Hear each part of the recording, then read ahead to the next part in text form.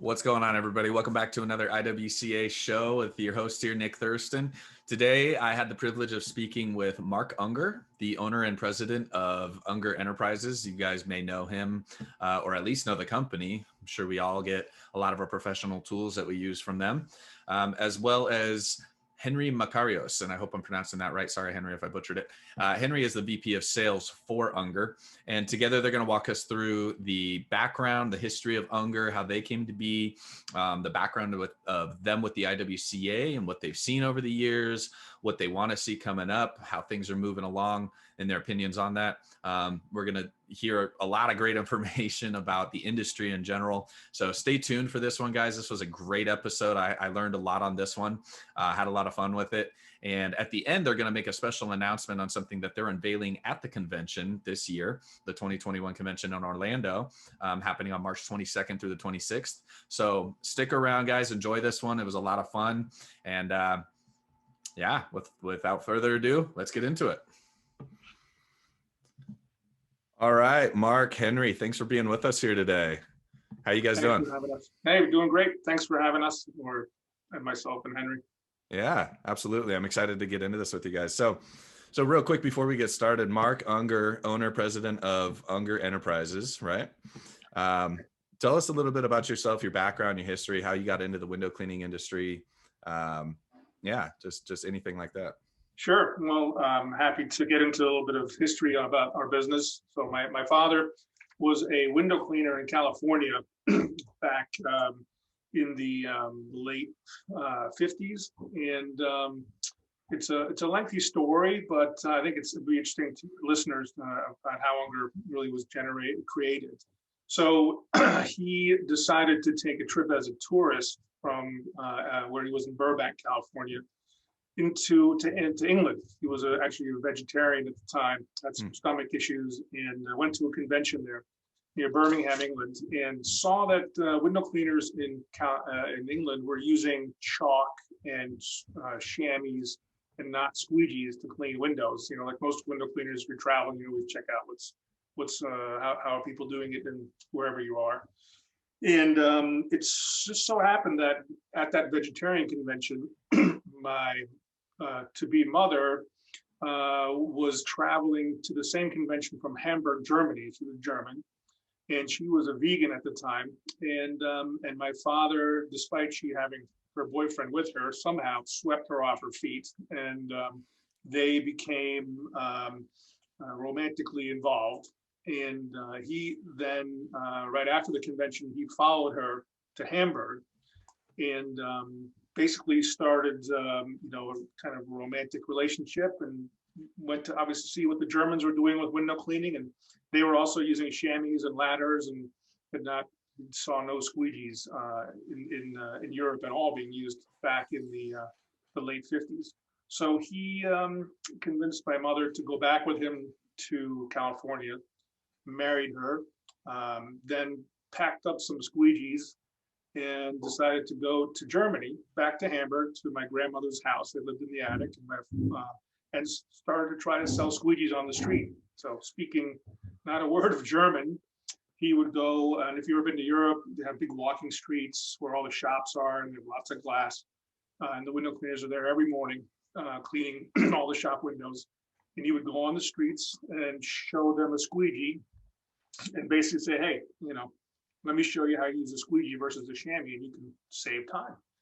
And initially, he had brought products in from the U.S., and he was able to convince the German window cleaners that a squeegee was going to save them time and have them make more money and do a better job, and started selling window squeegees on the street in Hamburg, Germany.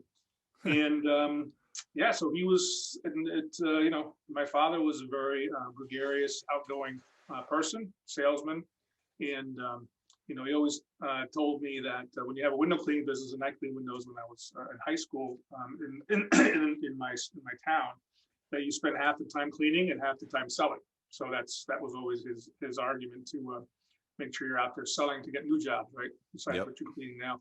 Anyway, so he was a very talented person at convincing people how to clean, because he was a window cleaner. He knew how to use a squeegee. He knew how to do the job. And even though you don't speak language, obviously the demonstration is louder than the words. Yeah. So he started that way. He started to import products from the U.S. My mother was trained import-export professional. She had training in that, so she was able to do all the paperwork, import the products, and then but after some time, because the U.S. dollar was very strong during the early '60s, he decided that he was going to move out of Hamburg, which is basically a trading port, large trading city in Germany, and move to a place called Solingen, which is near Düsseldorf in the kind of northwest, highly industrial area. And he decided he was going to make his own squeegees. So he then used, just his common sense, with the help of some manufacturers in the area, to produce his own stainless steel squeegee made in Germany, and then decided to start selling these products professionally, so that he would make something that he thought was a better tool than the brass squeegee he was using, with a rubber grip and some easy features to change the rubber, and was successful with that. And over time, because he was a window cleaner, he knew the issues of using what was a horsehair brush to wash the windows. It's a big brush, and you dip it in the water, and the water would pour down your arms, and it was not a pretty tool to use. So he came up with basically a lamb's wool applicator over a piece of like aluminum that he put together to make a washer that you could actually wash the window. What's now used commonly did not exist back then. Yeah.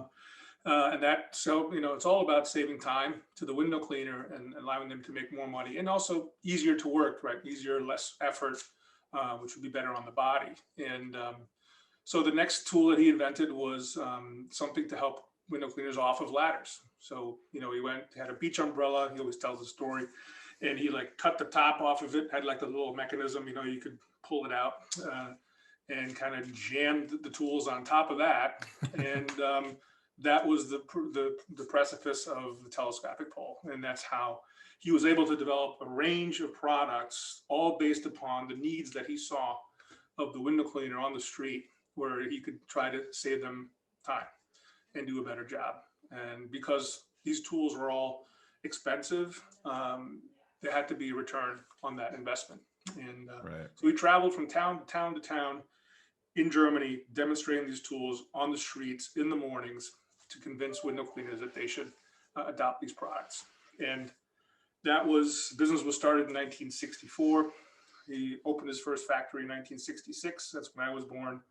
And the business basically grew in Europe, where, from back in those days, there was no Europe. It was Germany and France, and you had to go to all the countries and sell in their currency, and with all the paperwork and documentation. And luckily, my mother, who had all the training, she was very good at taking care of all the paperwork that was needed, collections, et cetera. So my dad was the outside guy. She was the perfect person to do the back end work. So they built this business in Europe, and I'm going to speed this up a little bit now. And we're selling it all over Europe. But my father did, because he was American, he did want to go back to the US. My brother and I were both born in Germany, and he wanted us to have a US education. So in 1978, we moved back to Connecticut. The only reason we were in Connecticut is because his brother was a builder in Connecticut, and he built the house for us. So we moved to Connecticut, where we then set up another operation, initially in New York, but then moved to Connecticut in 1988. Okay. And in the US, we then did the same thing. So we were new to the market in the US. We had sold some products to Rasenstein back in I think the mid 70s already. They imported from our German operation. Mm-hmm. But we then started to produce and sell these products in the US as well.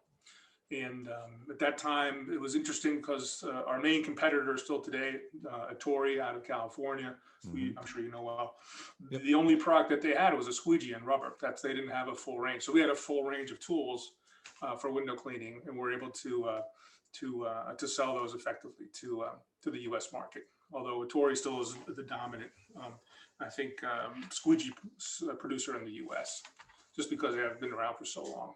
Right. And so the business grew in the U.S. We had two businesses, and my brothers and I eventually, my dad wanted to sell the business as he got older, so we purchased the business in 1995 from my parents, and we then went on to expand the business globally, introduce new products that that we felt window cleaners could use, and we're always have been in the same strategy, in the same really understanding that because we are window cleaners, and I cleaned windows for 4 years in the summer, doing houses, residential, basically in our neighborhood, with the ladders and the little 8/8s, and so that we understood what the needs were, and we designed and developed the Ergotech squeegee line. That was we did that with an ergonomics person, a specialist, to help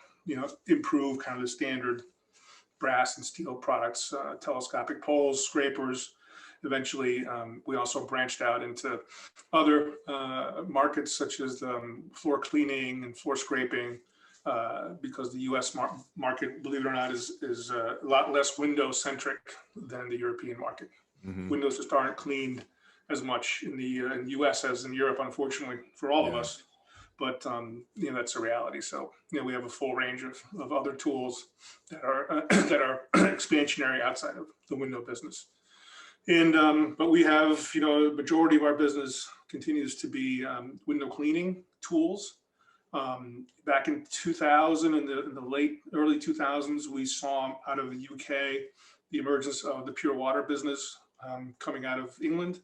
We have a company in England, so we saw very quickly that this was coming into the mainstream, and then started to develop products in the pure water space. And knowing or seeing that was a tremendous time saver, safety enhancer for the industry, and we felt that this was an important area for us to develop and to create new products. And we've done a lot of work in this area in the last now 20 years already, since the beginning of the emergence of this industry. So today we taking it to where we are now. Our business has grown globally.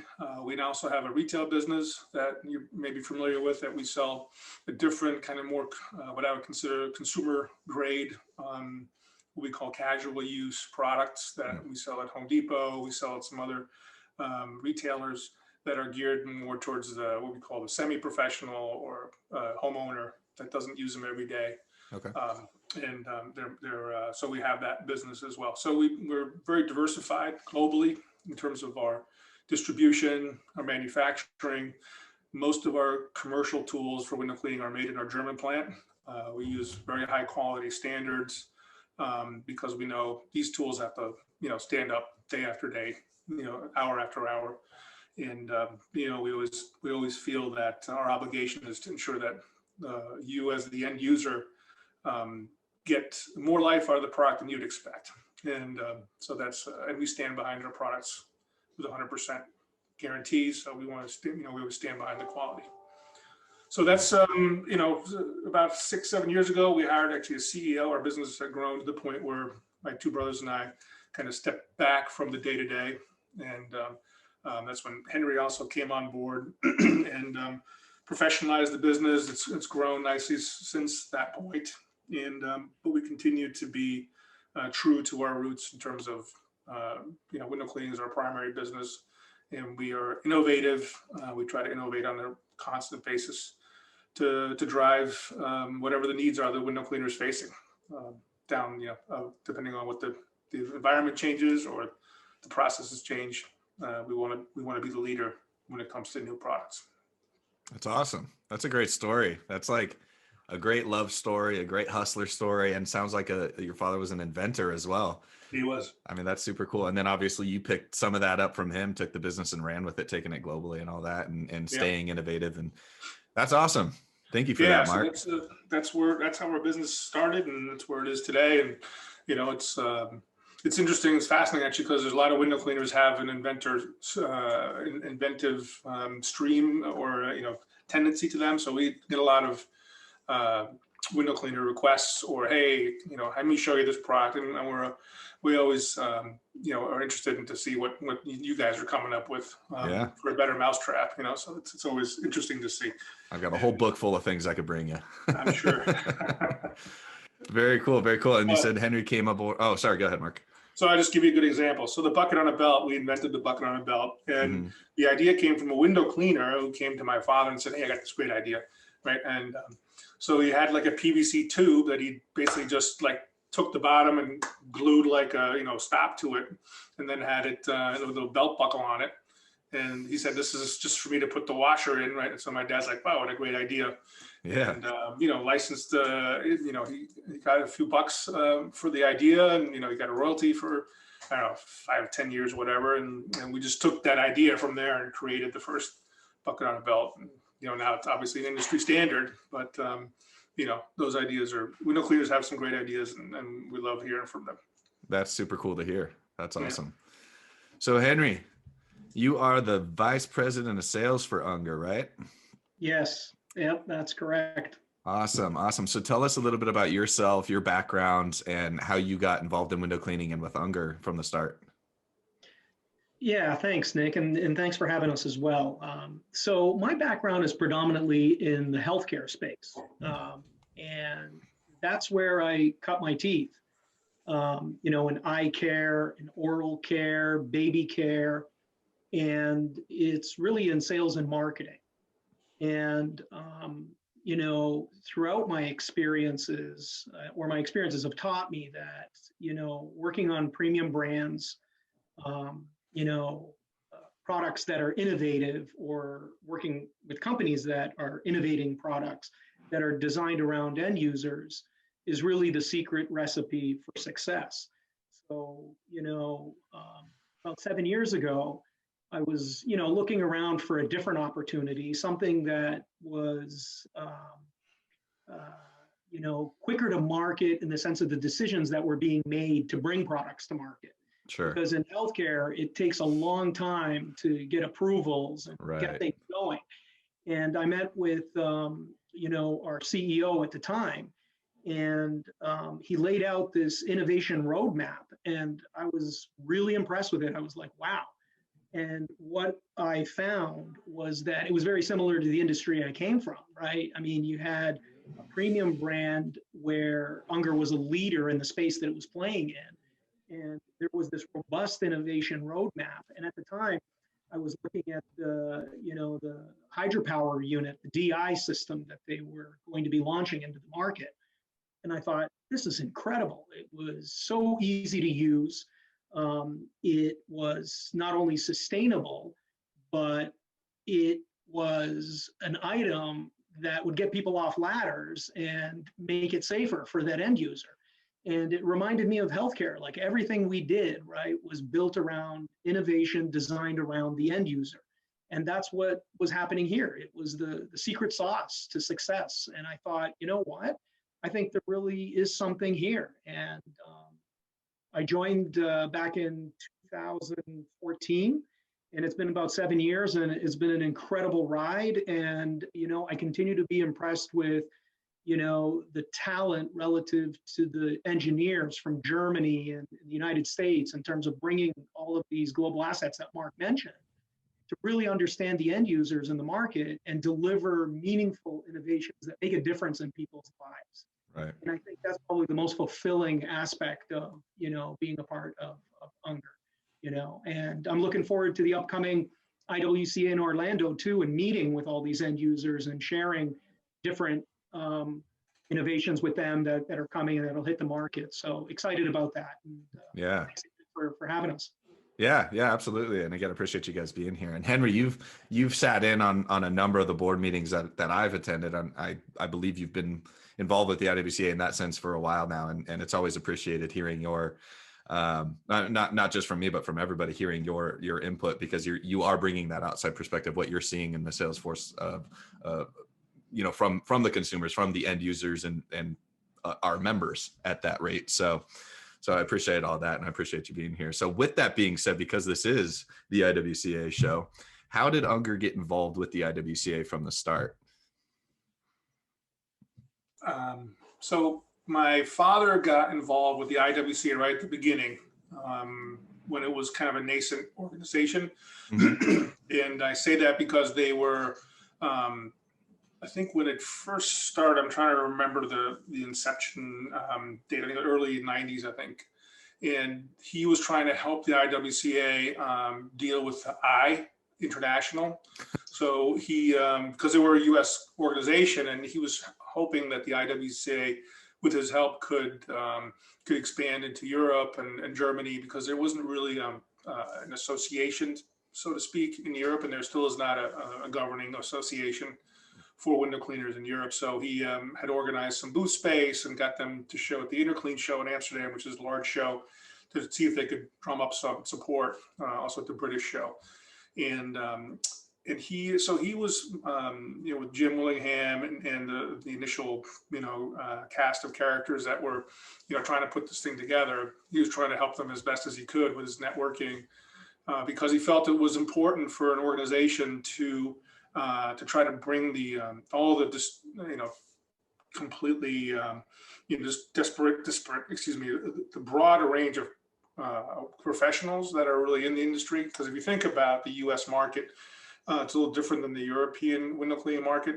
In the U.S., you have a tremendous amount of small window cleaners, less than 10 employees or 5 employees, and then you really have, you've got some emergence now of the franchisees like Fish, et cetera. And then you have the big window cleaning companies in the cities that tend to be unionized. So, you have this kind of two polar, here's two, a lot of really small ones that are independent operators, entrepreneurs, and then some bigger ones. And and my dad felt, and I felt the same way, because I'd served initially on the board in the late 90s for a number of years, that an organization that could help with safety standards, just with best practices, networking, because what do you charge for a window here? How do you deal with customers that don't pay? How do I train my employees? How do I find employees? That would be a benefit, particularly as you have so many small window cleaning operations with entrepreneurs, that are just bootstrapping it. Yeah. And so I think that's been one of the trade show being kind of the centerpiece to that effort, right? Getting the window cleaners together, best practices, safety training. So when I was on the board, we dealt with scratch glass. That was a huge issue in terms of what the standards are, who pays, how do you, what waivers do you have to have customers sign so don't get blamed for it. Yep.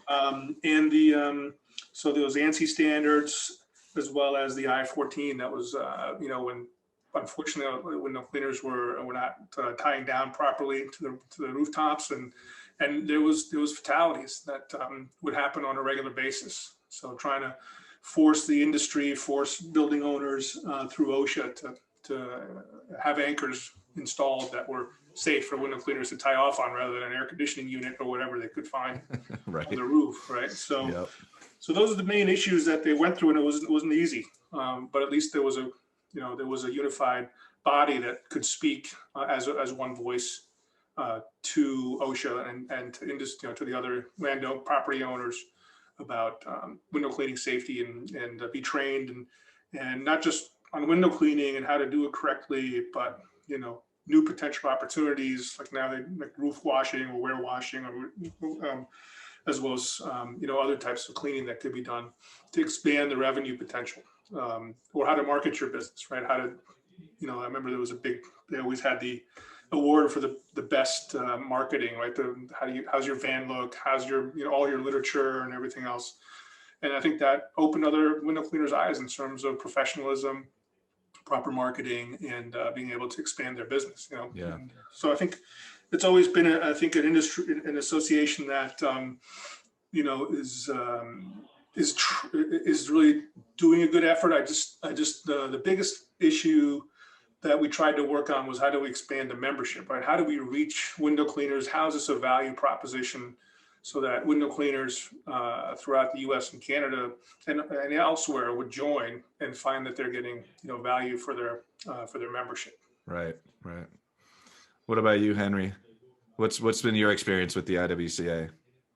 Well, I think the most impressive thing is, first of all, the folks that are volunteering and participating do so because they really care about making a difference, right? Making a difference for their members so that they can elevate their level of professionalism on so many different levels, right? As Mark said, from safety to continuing education and learning the latest in the marketplace, right? To help them manage their businesses, manage their teams, and then take those learnings and cross-pollinate and help each other. I think the IWCA, the event itself, is very selfless in that regard. You don't find that people are competing with each other. Rather, they are there to support one another. And I think it's a bigger family that really genuinely cares, and you feel that, right? That's the vibe of the whole the IWCA, and what it does is it inspires you to want to contribute and to want to make a difference, right? And for the good. And I think that that's what it's all about. It's about helping others to become better at what they do in their craft and in their skill. And it touches on so many different facets, right? From safety, continuing education, to finances, to new products and using new products and becoming better at their craft. So I see it from a different perspective in that regard. And I think watching it just in the half dozen years I've been participating and seeing how it's pivoted, in particular last year, into the social media aspect of it, into digital, is quite impressive.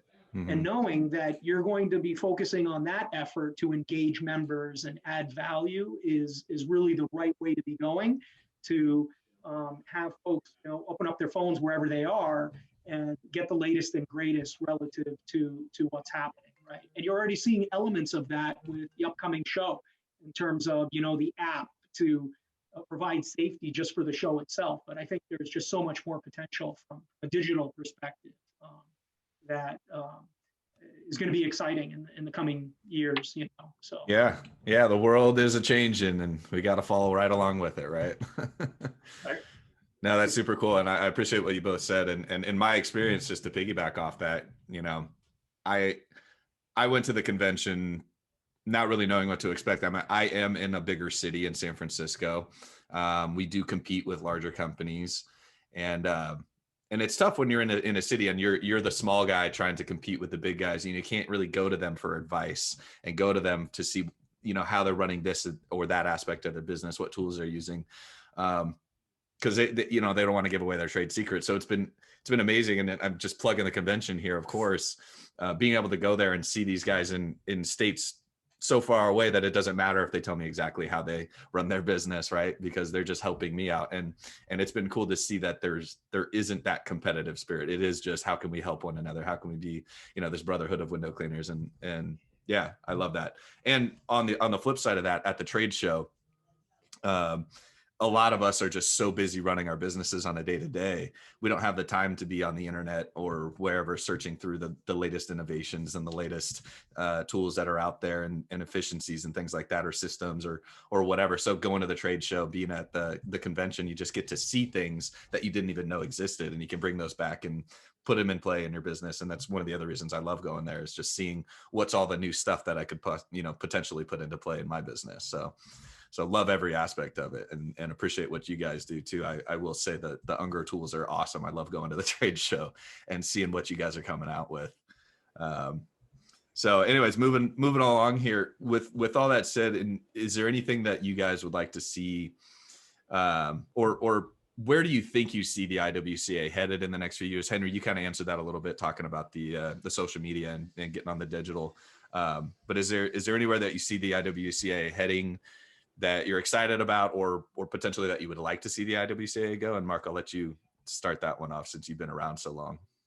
Sure. So, I was at the convention last year. I hadn't been in a number of years to the convention, but what struck me was there was definitely a kind of a passing of the baton to new leadership at the board level that I was impressed with.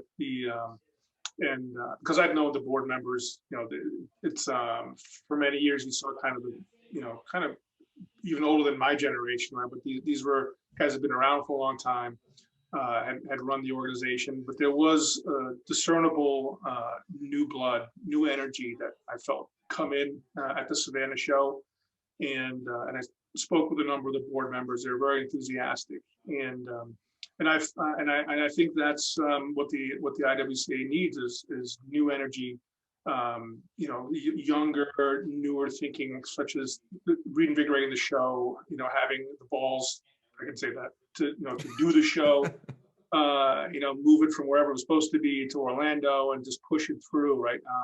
That shows some enthusiasm and some positive spirit that I think a few other organizations, trade shows have shown that we've been involved with. So I think that and this is one of the things that I'm looking forward to going to the show and talking with the board and where they want to go. Because in my view, the IWCA has a tremendous amount of potential to do good, to grow the industry, to again help basically make window cleaning a more popular and a more used profession, more professional. But I think there's also tremendous amount of best practices to learn. I'll give you just one example. If you go to the United Kingdom, and window cleaning is a completely different profession there. So in the UK, for example, window cleaners have a similar route, like a lawn gag, right? So they will come and clean the exterior only of the house once a month, and they'll charge $30, $40 for that. Now the houses are very small and don't take long, but they'll have a route and they'll go from one house to the next house to the next house and just clean the outside of the windows, and not take $500 or $1,000 for it. Where in the U.S., it can be very expensive for somebody to do the windows. But to make it more of a route work, where they have a regular route, and they're doing the work on a regular basis, and like that to me is a different way of looking at window cleaning completely. Instead of doing a house once a year, why not offer the service quarterly and have it be more of a kind of repeated lawn service, so that it's done more frequently, kind of like you do a retail or supermarket or a restaurant. So there's other ideas, other ways for window cleaners to make money and to grow their businesses. And hopefully, I think the IWCA and new blood, you bring just new ideas and new opportunities. Out of curiosity, do you have any idea why that is in England, that's so popular versus in America? I was informed and educated by some window cleaners as to how this happened, and it's an interesting story. So if you've ever been to London, it is a city that is often very, very foggy and misty and kind of nasty. So that kind of like San Francisco at times. It's just like the pea soup. Yep. So back in the Industrial Revolution, all the houses were heated with coal, and so that the coal would come out of the house, out of the chimney, would mix together with the fog and settle right back on the windows and the house. So what would happen is the windows would be black, and there was no light that would come in. So they had these shiners that would come around, and that was what they're called, shiners. And they would take like a rag, or that was the initial window cleaning tool, and they would just come and they would just clean all the soot and everything off the glass, so that sunshine, whenever that was happening, or just daylight, would come into the homes. It was before electricity. This is before when you had a candle in your house. And so the shiners would just walk around, and for a small amount of money, they would just go and shine the windows, and they're all leaded, old. This is back when windows were handmade, and they would just clean all the windows, and that's what they would do in London. And as the city grew and more coal was being burned, and they would just go around and clean the windows. And to this day, that's how the UK works. I'll give you another example, which is in Holland, windows are also cleaned on a weekly or at least no less than a monthly basis. But there, it's a different situation. So the Dutch people have all live on streets, shopping streets, and they have tall houses, but their society is very open. So they like to have all their artwork and their possessions be in their main room that faces the road. And so they want people to look in. And when they walk by the house, and go, wow, look at that nice painting that you have there, or this chandelier or whatever. So they want their windows to be spotless so it can be viewed. Interesting. So they'll have a window cleaner that goes down the road and just does every house, once a month on the outside, and just make sure that the windows are spotless. And so if you do go to Europe and just travel really anywhere, there's no restaurant you go into that doesn't have spotless windows. There's no hotel. I mean, they're cleaned regularly, and clean windows are a sign of cleanliness and welcoming customers into, or just having spotless windows is important to the society. Yeah, no, that's cool. I love that. Yeah. I did not know that. That was a very cool story. That, right? Right. That's what I'm thinking. I'm like, how do we make all our windows dirtier faster? Start burning coal out in California. What about you, Henry? Have you seen any changes to the industry that, or through the organization or anything like that? Yeah, I mean, one of the things I want to mention that I think, inspires me is how the IWCA gives back, right? Mark mentioned about how, the IWCA has this resilience and youthfulness to it that, we had the show in Vegas and we couldn't do it because of all the restrictions. And quickly, the team pivoted, the leadership, the executive team pivoted and said, what can we do? And they found solutions. They moved it to Florida.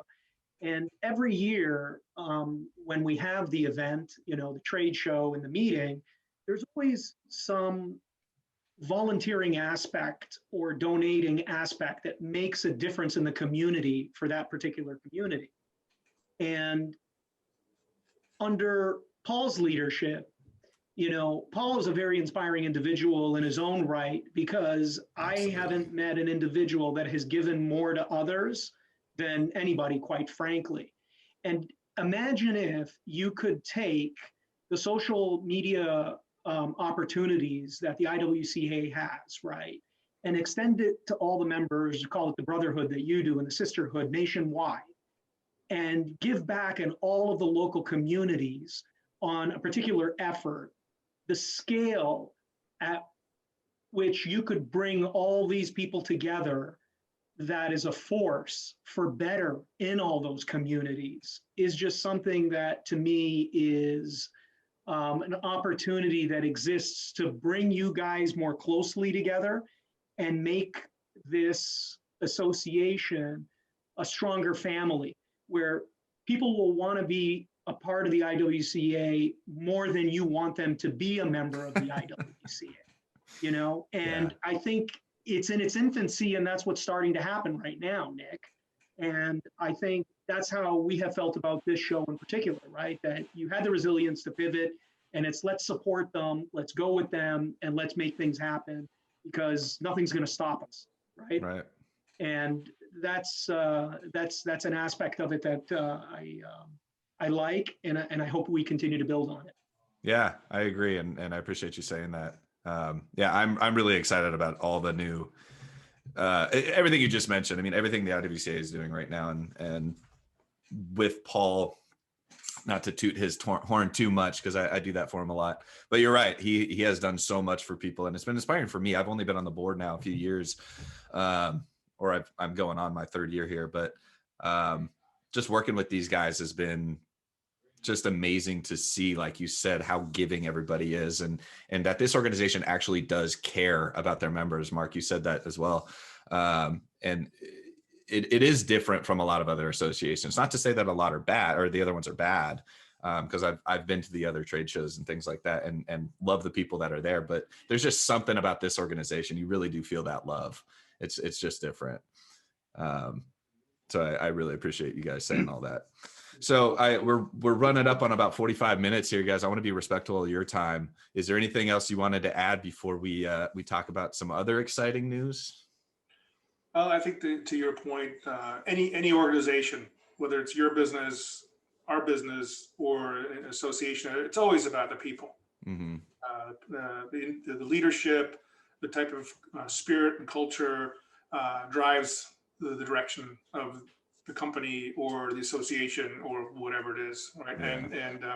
And I think again, I think that the fact that the IWCA, broke boundaries to make this show happen, despite the pandemic, and that there's some level of leadership that I think is looking to move the organization forward. To Henry's point, whether it's social media or whatever else you guys come up with, that your strategy leads you to the goal, which is expand the membership, provide value of the IWCA and make it an organization that people want to be part of to help the industry as a whole. So I think that's great, and I do congratulate the board and the leadership for what you guys are doing to help the industry move forward. It's a long way away from when I was on the board.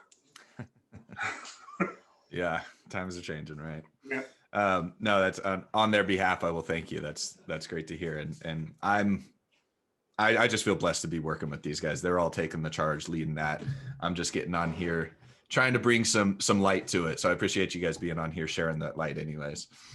And now that we've talked about the association, we've talked about all this, you guys have mentioned innovation and invention for Unger, especially some exciting news. I'm kind of stumbling on my words here, but I'm excited to hear about, I don't want to give away the details here, but you guys have mentioned that you're going to be bringing something to the convention that we haven't seen before. Do you want to talk about that a little bit?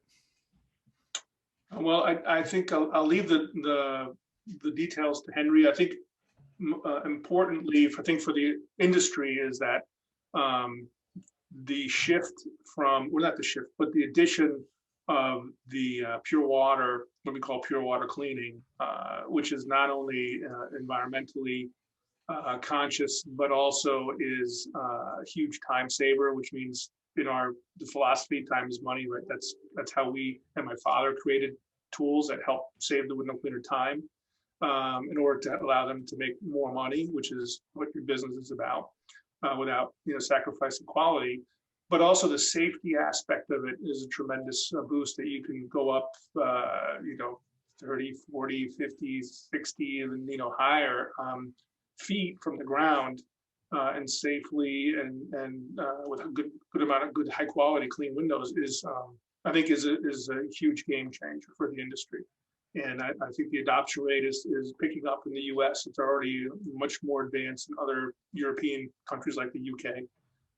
Predominantly there because their OSHA has restricted ladder use. You have to pursue every other avenue before you get on a ladder. So that drove the change where people always used to go up on ladders and clean the windows, right? That's just how you did it. So I think I think for us as a company, we have focused for the last 20 years on really innovating and understanding where the puck's going in terms of the pure water business and how it's going to evolve going forward. So that continues to be a big focus for us in terms of innovation and separating ourselves from kind of all the commoditization of a lot of the products that are out there, to understand how we can add value and provide that same level of innovation and higher productivity and just better quality overall for the industry. Yeah, awesome. Henry. So Henry, if you want to chime in on anything specific, I don't know what we want to talk about or not prior to the convention. Yeah, don't give it away. Leave some to the imagination. Yeah. Well, we won't, but we certainly invite everybody that's coming. And for those of you that are still on the fence about deciding, I mean, things are opening up. A lot of good news, right, relative to the lockdowns we've all been experiencing. But we're going to be outside at one of the outdoor demo areas, and we're going to be demoing our latest innovation. And pure water and RO and water fed system. So everybody can come and touch and feel and get a chance to interact with the new innovations we're bringing to market. We're also going to be raffling off a number of products. We have a whole new Ninja kit that has, a carbon pole in it, a new strip washer, squeegee, and we also have this super green rubber that's just getting rave reviews that, we're going to be giving away. So there's a lot of exciting things, and we certainly look forward to seeing everyone. And that's where we'll get into all the little intricate details about all these innovations we're bringing to market. But it's an exciting time, and that's what these meetings are for, right? To share the latest and greatest, and that's where people see it first before it actually gets launched more broadly in the marketplace. So yeah, we're looking forward to it. Well, I'm excited. For those listening, I don't even know what's going on now, but I'm super pumped to go see what you guys are bringing. So thank you guys both for being on here. Unless you guys wanted to add anything, I'll let you get going. I know we're running over here a little bit. So yeah, just my wife and I were down in Florida just last weekend. So we said the first trip we'd taken since being at the Savannah show last year. So yeah, the weather was very nice, and despite what you hear, the Floridians are taking precautions. They're wearing masks. They're not running around screaming at each other, and so they are following the proper protocols. And but obviously, like when you have nice weather, you can be outside, and not like in Connecticut, freezing, in the snow. So we have different constraints, but I'm looking forward certainly to. I'll be there as well, so I'm looking forward to being at the convention and meeting anybody who comes, and look forward to talking to them and interacting and being at the various different social gatherings as well, keeping our distance with masks, of course. Sure, yeah.